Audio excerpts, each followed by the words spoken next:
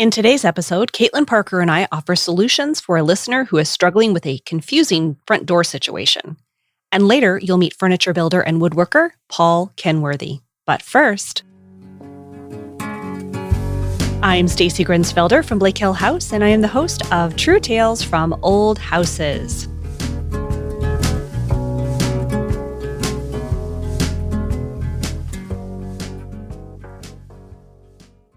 Hello, everyone. Welcome to today's show, brought to you from my time machine in the future.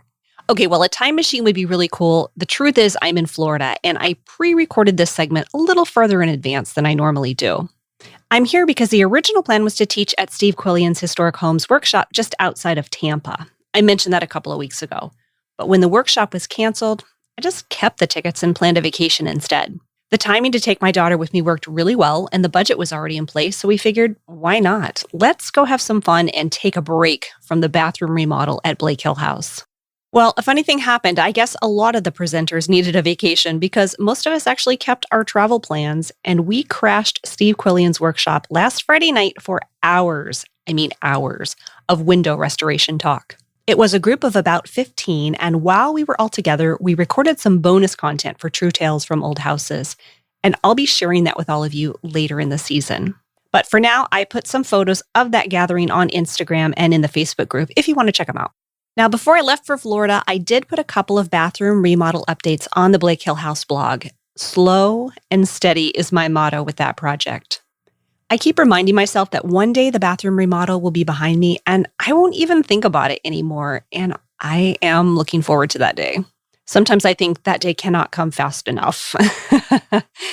The last thing I have to tell you today is that there is a new Instagram live session available, and my guests were Larissa and Chris Munch.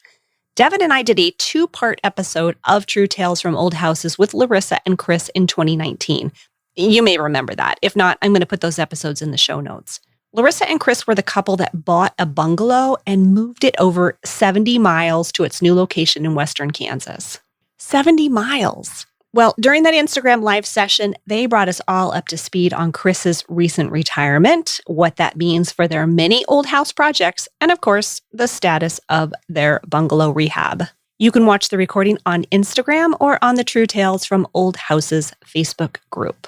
The next Instagram Live will be Friday, June 3rd at 8 p.m. Eastern, and I'll announce the topic and guest earlier that week. All right, listener Q&A is up next.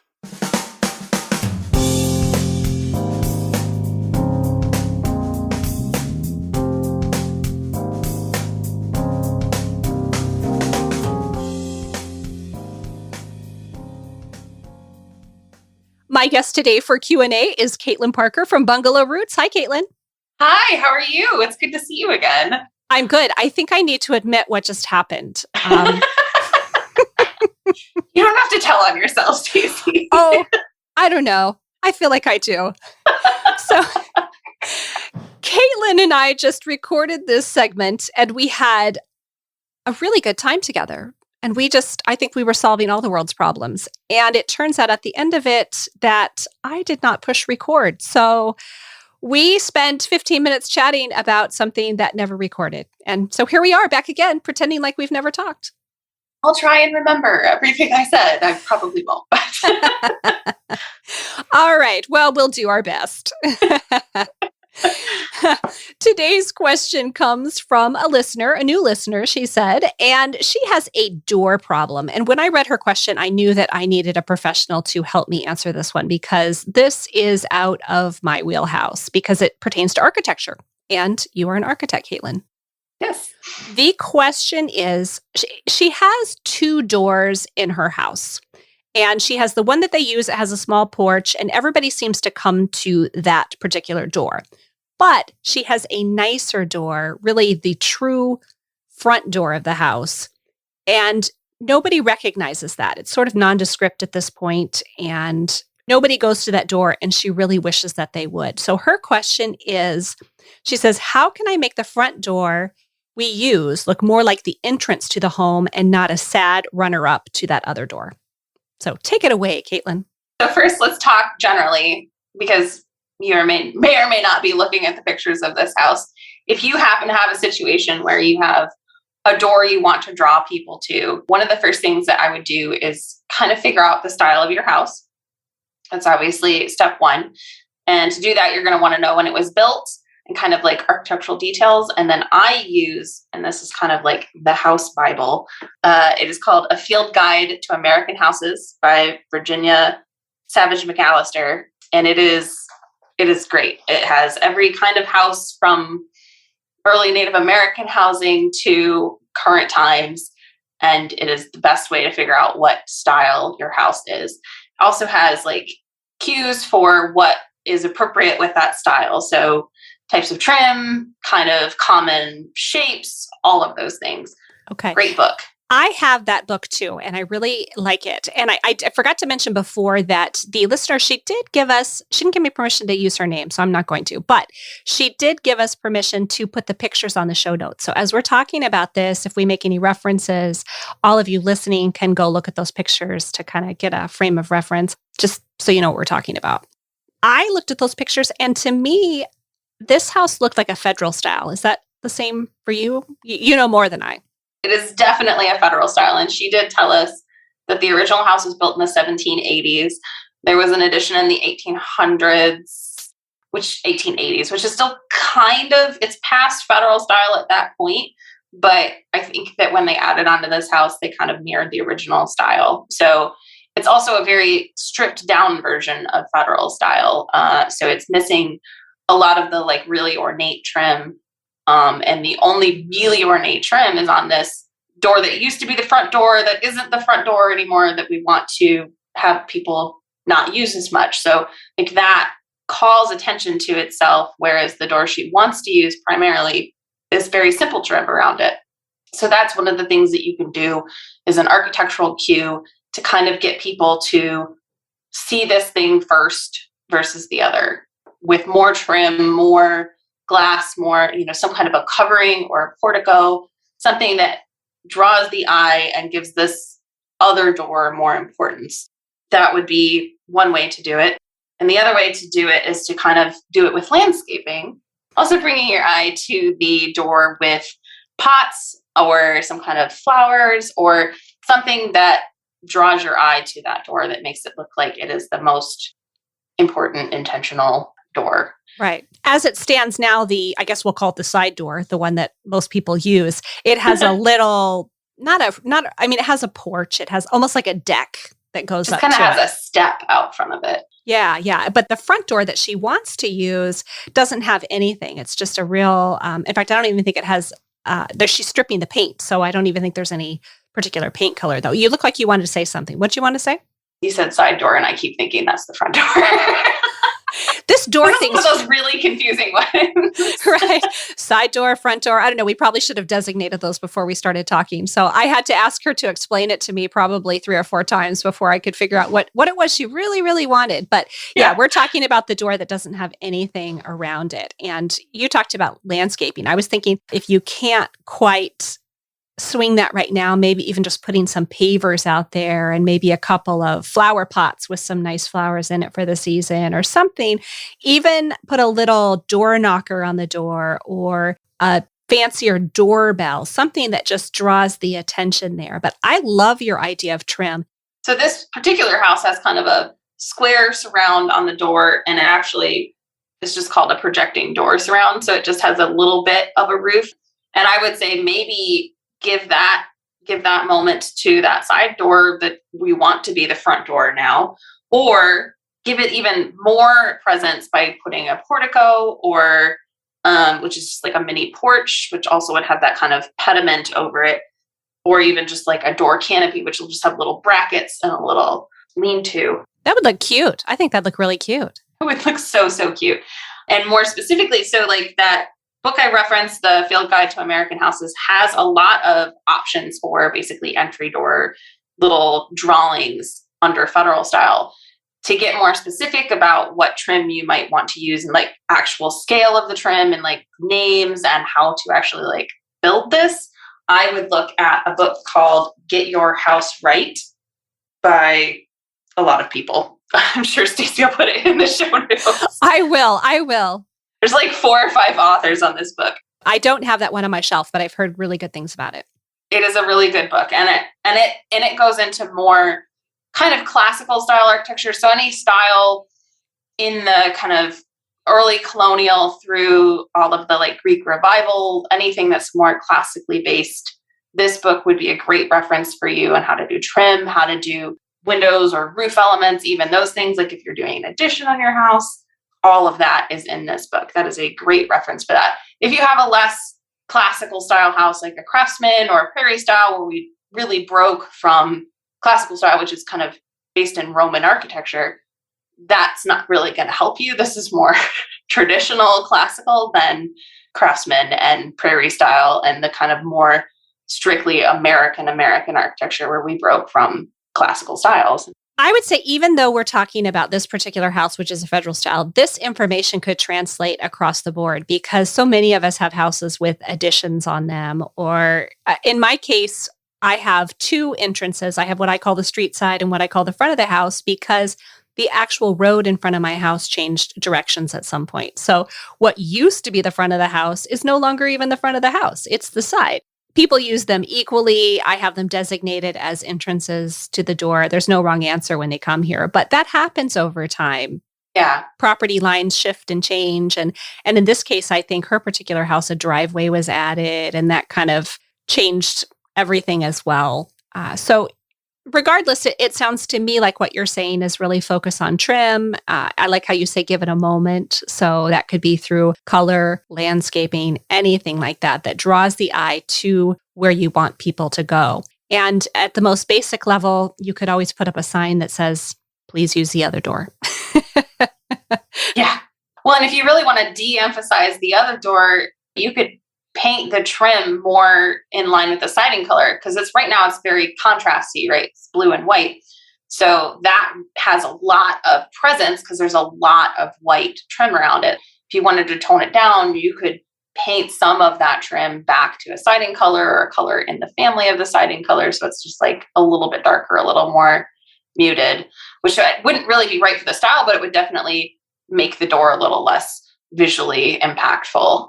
Save the accents for the things we want to highlight more. Right.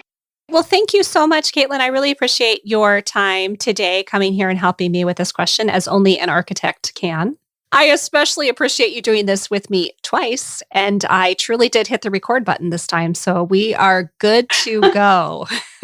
Awesome. But if anyone would like to reach Katelyn and pick her brain about something or hire her for a project, she's a licensed architect in Oklahoma. Her website is Bungalow Roots, and she can be found on Instagram at Bungalow Roots, and I'll put both of those things in the show notes. So thank you again so much, Katelyn.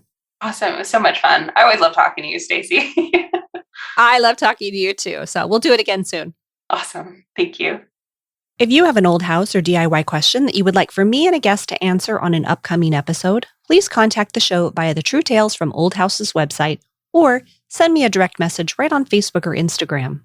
And now it's your turn to answer a question. I want to know, what have you learned since buying your old house?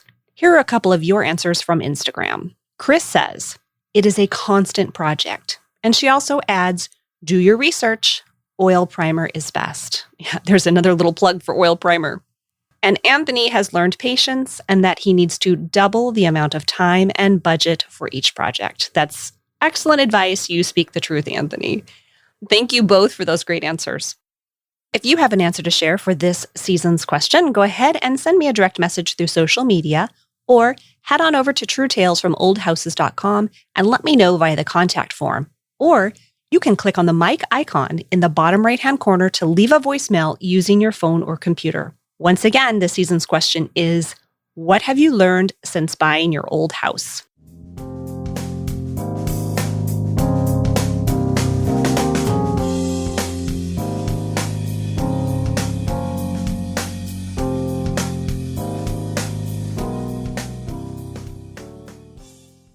I want to pause for a moment and thank our sponsors.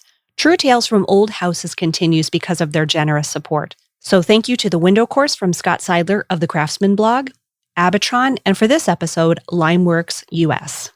The Window Course is a step-by-step do-it-yourself program that will teach you everything you need to know to successfully restore your wood windows. Now, although I do work on windows year-round because I have to, I'll admit that I am the most motivated in the summer when I can work outside and the paint and putty dry quicker. These next few months should be highly productive for many people, maybe you too, so I recommend taking the window course now. The window course is yours to keep, so if you are restoring a window and you get stuck, you can go back and review as many times as necessary. No more digging through YouTube trying to figure out which resources are the real deal. The window course is self-paced, so you can go as fast or as slow as you need to. There are also several price points to fit your needs and budget. If you sign up for the Lifetime Access package or training package, then you'll also get a free infrared paint remover, which is a $130 value. The window course is offered with a money-back guarantee, and I've got a coupon code to share. Scott is offering True Tales from Old Houses listeners a special discount. For 10% off, visit thewindowcourse.com and use the coupon code TrueTales. True Tales from Old Houses is also supported by Abitron. Abitron manufactures two of my very favorite wood repair products, liquid wood and wood epox. Over the years, I've talked about both on Instagram and my blog, and I'll be using wood epox and liquid wood throughout the summer to repair doors, windows, and even some sections of exterior crown molding. I recently had some roofing work done, and it exposed a few sections of wood rot that need my attention. Wood epox and liquid wood make permanent, cost-effective repairs wherever you find rotted or damaged wood, and whether you're a first-timer or a professional tradesperson, Abitron products are super easy to use. The instructions are simple, the results are exceptional. No shrinking or sagging, and repairs can be sanded and painted just like wood. Follow Abitron on Facebook and Instagram. You'll find them at Abitron Inc., as in Incorporated. To purchase liquid wood and wood epox, visit Abitron.com, use the coupon code TrueTales10, that's the number 10, to save 10% on your order. And finally, True Tales from Old Houses is supported by Limeworks US. If your masonry or stonework need a little attention, head on over to limeworks.us. Limeworks offers products for masonry and plaster repair, as well as education to preserve the legacy of historic structures, from cathedrals to cottages, all while maintaining a commitment to reducing the carbon footprint for everyone. A couple of years ago, my friend John Rogers, he's been on the podcast several times, he directed me to Limeworks to purchase mortar to repoint my stone foundation here at Blake Hill House. I used their online tool to figure out which lime mortar I should buy. It's all very scientific based on your climate, interior or exterior use, even how hard or soft your stone or brick is. On their website, they have this tool and you plug in all that data, or at least what you know, and it serves up personalized recommendations. Then if you still aren't sure what you need, you can contact customer service and they'll help you figure it out. All of Limeworks products are compatible with old buildings, and buying from Limeworks supports their worthy goal of creating more American jobs and investing in an eco-friendly, energy-efficient, and sustainable future. Visit limeworks.us to learn more about their products and services for your next historic restoration project.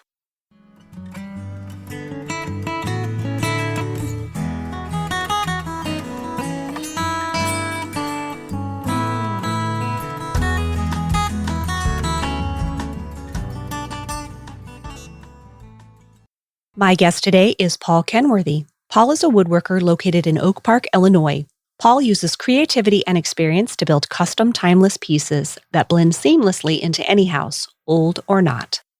Hi, I'm Paul Kenworthy from Dado Woodworking, just outside Chicago, and I do custom furniture and built-ins cabinetry for homes in the area. Thanks so much for being here today. Sure. I had to look up the word deedle from your woodworking name, and it means skillful or artistic. So I love that I learned a new word.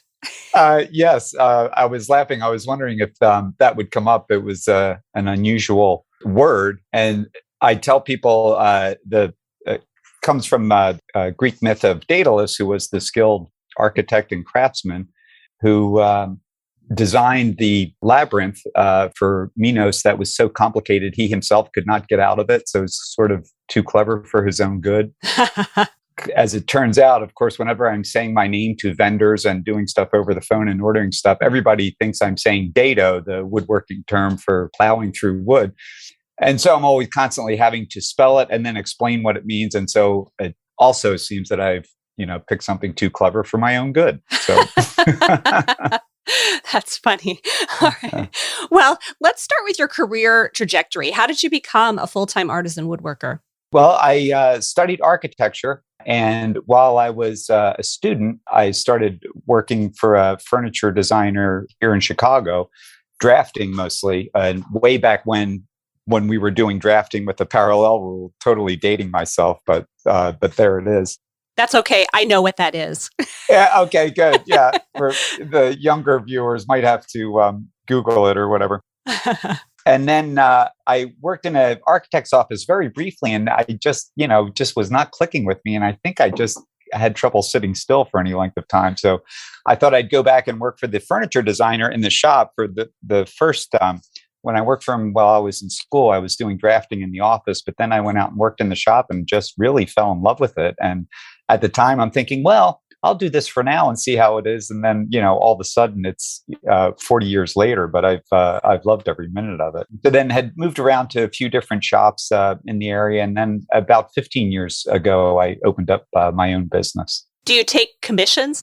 No, usually I work directly with the client, which I love being involved in that whole part of the process. So we can talk about what they need and what problem I'm solving for them, and then go through a bunch of design iterations until we're both, happy with the solution that we've come up with, and then go to the shop and build it and finish it, and then come and install it for them. So I very much like the concept and my ability to do it, the whole process from start to finish. Do you build whatever someone hires you to build, or are you influenced by a particular time period or art movement? Not necessarily. And usually it starts with the problem that I'm solving for them. And, often it's storage or, I need a new kitchen. And so then it'll be a rather lengthy sort of design process of defining that problem and seeing what the, solutions might be.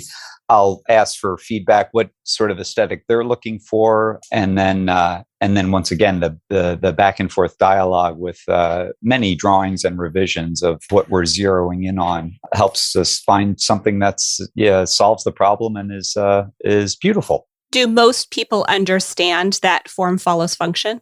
They do, yeah, sure. Because I am designing and building practical things as opposed to a sculpture that is, just beautiful in itself, and that is its purpose. And once again, we usually do try to start with the problem that I'm there to solve for them.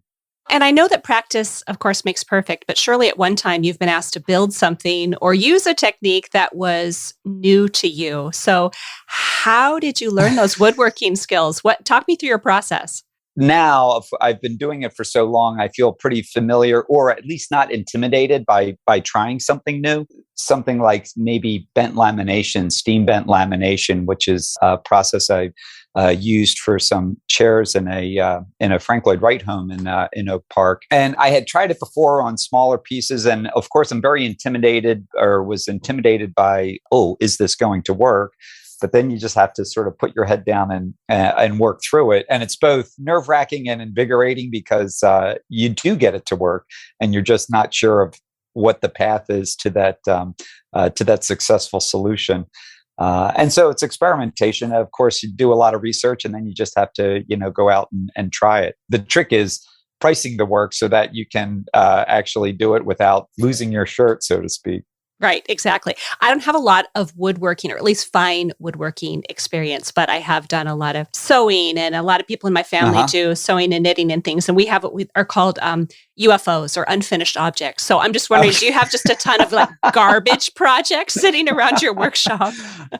Well, more, I have all these things staring at me that I have started and know I have to complete, but and a lot of them are, passion projects that I'm doing for myself or friends. I guess it's a good thing that they stare at me, because I eventually do get to them, because they start taking up too much space that I can't start another one until I finish one that's literally on the bench that I need to use for something else. And so they're there, but I do necessarily have to work through them. They just can take a lot longer than I expect, and that's what makes me get in there after hours when I'm tired of them taunting me from the bench top. I have a friend who's a hobbyist woodworker. He's really great. And he was working on probably, I don't know, 10 years ago, a grandfather clock. And he abandoned the project. And just last week, he pulled it out, but he pulled it out with a bunch of other stuff that he'd been working on too. And he said to me, I don't even know what this is. Like beautiful panels of things that he had made. He said, I can't remember what I was making. With all of your projects, has that ever happened to you, or you have a pretty good handle on it? Actually, it does. Sometimes it does take some head scratching because, of course, there's all kinds of jigs and templates and things that if I put somewhere, it means I'm saving it for a reason because, of course, the shop can get so cluttered so quickly. I really have to be religious about getting rid of stuff that I no longer need. And so whenever I pick up a board with some sort of cut in it, I'm thinking, okay, what was this? And usually I can get to it, but it's funny because I'll think it's from some project and it's from something totally else. And then the light will go off about, oh, yes. And then I put it back and wonder if I'm going to go through the same process in a few months when I pick it up again. All right. So I will tell him that maybe the light bulb will go on for him too. And he'll remember what he was building. Well, when he least suspects it, when he's reading something unrelated, it'll come to him. 3 a.m. in the morning, right? Yeah, right. Do you have a preference for working on projects for other people or your passion projects? I guess building without restrictions or specifications. Well, I mean, I don't think so. I do end up with a lot of creative leeway when I'm working with clients as well. One thing about freestanding pieces of furniture versus built-ins seem to allow a little more creativity. But the projects that I'm doing for myself or for my other passion projects, they're pretty similar as far as, the amount of creativity involved, not the sort of time constraint restrictions, which is a blessing and a curse. But it's pretty similar. I think I enjoy them. I enjoy them equally, actually. I kind of touched on this earlier, but are you influenced by any particular time period or art movement? Not so well. Living here in Oak Park, there's such a Frank Lloyd Wright mania around. It's hard not to be influenced, and it's very legitimate because I think his architecture is spectacular, and everything is just done so thoroughly. It's amazing to think how he designed from the whole exterior of the structure down to the smallest piece of molding, in the home or building that he did. So that is very inspirational. What else? Of course, the arts and crafts movement. A lot of the bungalows in California, Green and Green Brothers is probably, I don't know if it's an influence, but something I just really admire. They spoke of how a home should be built like a piece of fine furniture. And you can see in some of their examples, they very much are. I mean, the practicality of being able to do that and who can afford it becomes another issue. But it's very inspirational to see how well and thoroughly something can be done like that. I was looking at the pieces that you've made on your website, and we'll give that address later towards the end. But I recognized a little bit seemed like some Mission influence, maybe even some Danish modern. I don't know. Oh, yes, right. Yeah, that's true. And then of course, I can go through fashion phases. There are a bunch of pieces that were this, industrial look that is maybe still popular, but once I sort of got into, what could you do with pipes and old timbers from some of the old commercial buildings here in Chicago? And that was sort of a fun little jaunt to go down or direction to go in. And it was kind of interesting. And now I think okay, and now that looks like it was made, 5 years ago and it will be very dated. But nonetheless, it's a lot of fun. And then sort of the mid-century modern thing also seeming to make a comeback. When you see a lot of these different designs or styles, it kind of gave me the urge to, what would I do or how would I refine that? Because especially when the pieces are so simple, line and proportion becomes very important. So it can be very challenging to design a lot of, some more complicated stuff. There can be so much going on. You're a bit distracted by, maybe from the form and proportion and things like that. Absolutely. I can imagine you can't really hide your mistakes on something simple like that. Yeah, right. Exactly. Yeah, which is funny because a lot of times clients will say, we just want it really simple, so that won't be hard. And it can be a lot more difficult because simple means everything has to be absolutely exact or it really shows up. That makes a lot of sense. I was introduced to you through your niece, and she is very proud of you, by the way. Oh, that's so great to hear. Yes. Wonderful shout out to Katelyn for finding your podcast and telling me about it. Well, she offered many reasons why you'd make an excellent guest. And one of those was your experience restoring and repairing woodwork in old homes and buildings. And I would love for you to tell us about some of those projects. Let's see. So trying to think of a restoration. Restoring an old, what would you call it? American four-square home here in Oak Park that was built around turn of the century, 1910 or 1920, maybe. Of course, we had to find a fixer-upper. This was a home that we bought for ourselves to live in, and said, "Oh, I've got so many skills. We need a fixer-upper to buy as our first home." And so we found one that was charming, and it was horribly ugly. And we're thinking the uglier the better because we can redo it to our liking, which was quite a process. Although I remember creating a timeline for it all. And realizing, of course, I was going to be doing this in addition to my full-time job as a cabinet maker. And as we're going through the schedule, this is going to be a 5-year project, which, of course, we're thinking, it'll be a few months and we'll be eating out of takeout containers, but, that won't be that long. And it did take a while, but everything is a wonderful discovery. As we're taking out some of the walls in the kitchen, I was impressed and so satisfied to see what is balloon framing, where the studs go from the first floor all the way to the roof eave, which was a very famous technique made popular in Chicago, something I had read and learned about in architecture school. And then to actually see it, in the walls behind all the old plaster was kind of, was fun, basically. Yeah. So you worked on your own home, and I had to laugh about you saying, I'll be done quick. And right. It's so not very motivating to work all day and then have to come home and do the same work that you did all day, but this time on your own home. Yes, that is true. And of course, I also had to check myself about this dining room floor is not a piece of fine furniture. So you don't really have to go up to the nth degree of sanding grit because it's not going to get the piano finish that you're doing at work at the moment. Right. Good being or perfection being the enemy of the good. I really had to keep checking myself about, okay, it's time to, just finish the project, and you can't take it to the nth degree or else nothing will ever get done. So do people ever ask you to come into their old homes and fix things like a built-in that's broken or woodwork that's missing or something like that? Not so much on built-ins, or once in a while on built-ins.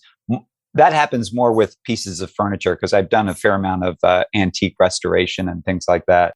But to fix things in the home, I don't actually do that a whole lot. As part of, perhaps if I'm installing a built-in, there, of course, can often be things that need addressing, doors or kitchen cabinets, things like that. So, wood has been crazy difficult to find. It's been very expensive these last couple of years. Do you have a hard time finding what you need? Yes, more so. I mean, not impossible, but it takes a lot more calling around, and lead times can be longer, and it has definitely gotten more expensive. So it's something to prepare my clients for, mostly about the lead time. I mean, certainly you're going to be able to get it. A lot of times people say, we'll have to my suppliers will say they'll have to custom order it, or it's not coming in for 8 weeks, or we don't know when it's coming in. And so, so that has definitely become a factor. And I'm interested to see if it remains that way, or if things kind of come back to the normal schedule. It's not as bad as it was. Just getting framing lumber seemed ridiculous or very hard to do. Doesn't really affect my business so much, but just to, go and buy a couple 2x4s, they had tripled in price, which is, I can't imagine trying to build a house in the last couple of years because of just the cost of framing lumber. Right. And not only were they triple the price, they were half the quality, at least. Yes, right. That is exactly true. So when someone hires you for a custom project, let's say they're not going to paint it. This is just an unpainted wood project, and they want to build a built-in, for instance. How do you help them decide what type of wood they want? Is this based on price? Is this look? All of that? Surprisingly, the price doesn't make a huge difference, or as much a difference as people would think. It's mostly the labor, and there's a lot of build labor, and then the design time is, a large factor as well. And so often it'll be, we want it to match the millwork and the rest of the home, which is common. But sometimes not. They'll say, we want a clean look, or it's a environment that doesn't have a lot of wood accents in it. And so they're looking for just a standalone piece that has presence and is made of wood. And so I'll often send them to the internet to say, oh, show me some images of stuff that you like, and we'll see what they respond to. And if it's a certain wood, and then the tone of it, of course, the color of the wood can often be acquired with stains, but the nature of the grain is a large factor. And open grained woods like oak or ash, they have a very strong presence. And sometimes that can be wonderful, and sometimes it can be distracting. And so often I'll ask them to consider, do they want that much grain activity in this piece? And of course, once again, thanks to modern design software, you can almost do a drawing and show different materials on the piece and give them a pretty good idea of how it will appear in their home. Mm-hmm. That's interesting. So you do use software for design? Yes, I do. I laughed, sort of brought kicking and screaming into the digital age. And for me, it was very much an uphill battle learning some of the design software. But I'm so glad I did, because it's just so easy to do so many different versions of any one design. You can put, 3 or 4 or 10 versions in front of a client to see just which way they're inclined, and then you can develop that one further, and then you can just really dial in the details and really show them pretty much exactly what they're going to get. Sometimes it's fairly straightforward to identify wood based on when the house was built, for instance. During the arts and crafts period, architects, designers, builders, they used a lot of oak. So if you have a home from that time period, researching oak is a really good starting point. But do you have any tips or tricks if you don't have a real reference point? If you're trying to create a piece or maybe repair something in an old house and you want it to match pretty closely? Looking at the grain configuration, once again, color can be misleading because it could have been stained. And another thing is, especially in much older homes, the wood is just going to darken with age a lot. So you could think like, oh, maybe these are two different species of wood, whereas it could just be that one is much older. And so if you look closely at the grain, you're often able to tell what the differences are. Sometimes it can be tricky, but like I say, a very open grain like oak or ash is pretty recognizable. And then if it's something very close grain or seems like has no grain at all, like maple, I think it's mostly just that grain configuration that you would have to go with. Right. And especially in the case of old homes, a lot of this was made with locally sourced old growth wood. So knowing what is from your area could also help you narrow down the choices. Which is an interesting point about the old growth wood. When we were doing our home remodel and had some new floors, and of course we're going to go with oak to have it match. And it was amazing how different the new stuff was versus the old oak, because the grain was just much tighter and all the wood grew much more slowly. And so that can be a tricky thing to do. If you want to say, oh, we want it to match, you have to be prepared for how well it's really going to match.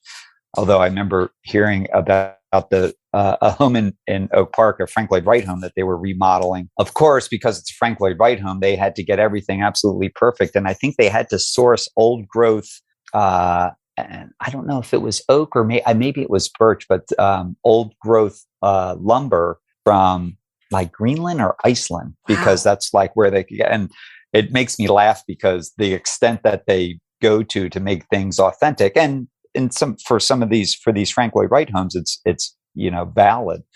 Of course, not everybody can afford to do that, and who knows what the lead time, let alone the expense for something like that was. But it is an issue. The stuff that you get nowadays is obviously just not the same as 100 years ago. I go around sometimes. I can't believe I'm admitting this, but I do this sometimes. So I live in a town with a lot of old house inventory, and a lot of people are tearing stuff out all the time. And sometimes I just go take things out of their dumpster. Well, of course, it's become an industry itself, right? All of the reclaimed and salvaged companies that will have for sale all these beautiful old built-ins that have come out of older homes and old churches. It's amazing. It's like a wonderful old graveyard for millwork from years gone by. Yeah, I do ask most of the time, like, can I just have that? But I was recently going through a bathroom remodel, and as he was taking things out, I said, just set that aside. I want all of that. I want subfloor that's left over. I want those pieces of wood, everything. And he was looking at me like I was crazy. I said, nope. Yeah. You won't find anything like this. And it smells so good when you like cut through it with a saw. I love that smell. Right. Yeah. I know exactly what you mean. That is funny. All right. Well, I'm going to end with this very lazy and cliche question. And I'm not going to let that stop me from asking it, even though it is lazy and cliche. I can't wait to hear it. What is your favorite kind of project? What do you enjoy creating? Oh, I stumped you. Did I stump you? you? I'm trying to think. I mean, because it's not like, of course, I'm sort of enjoying all of the things that I'm doing. Although, I mean, I would have to say freestanding furniture is, I guess, would be a favorite thing just because there is more creativity involved. And you can get some cues from the function of the piece and maybe the aesthetic that the people want. And just the ability to do something totally new that in a way is not constrained by any sort of program of the space or anything. As you had asked about the, my passion projects, they will tend to be like, okay, so now I think the answer would be a chair because they're horribly difficult to do. And so I've avoided them because they need to be lightweight, very strong, and beautiful. And that is a very hard program to fulfill. And they do become, for me to do, just prohibitively expensive because they're just so complicated. And each chair has these individual parts that all have to look harmonious. And so it's a very complicated piece of furniture versus a case, which, I mean, will often have a lot of details to it, but it seems simpler to attack. So there you go, a chair. A chair. Well, it must feel like $1 million when you complete a project. Yeah. Oh, it does. And definitely. I mean, and it's, of course, at the end, you can get pretty tired of working on this thing because any of these projects will take me a month or two. And it is always, sort of a push at the end because of the deadline. And then the installation is always also the most physical part of the project. But it's very rewarding when you see it all done and it looks as you had planned and the client is happy. And then then you realize why you're still doing this for so many years. Right. Well, you have some beautiful pieces on your website. And before we say goodbye, why don't you tell us where people can find out more about your work? So my website is daedalwoodworking.com. That's one word. And Daedal is spelled Daedal. I'm also on Howls. You could find me on Howls with the same name, Daedal Woodworking. And I think that's mostly it. I don't have an Instagram or anything like that. All right. Well, I will put all of that information on the show notes for sure, so people can find you. Great. Your niece was right about you. Thank you. You have been a great guest, and I really enjoyed talking to you today. Oh, well, thank you very much, Stacy. It was fun to be here. Thank you for listening to True Tales from Old Houses. And thank you to my guests, Katelyn Parker from Bungalow Roots and Paul Kenworthy from Daedal Woodworking. If you have a moment, we would love it if you would leave a positive rating or review wherever you listen to your favorite podcasts. Ratings and reviews make the podcast world go round. To continue the conversation, be sure to follow True Tales from Old Houses and Blake Hill House on Facebook and Instagram. For bonus content and special offerings, please consider becoming a subscriber on our brand new Patreon. And if you are looking for more information about this episode, including photos, show notes, coupon codes, and to request a transcript, visit truetalesfromoldhouses.com. Until next time.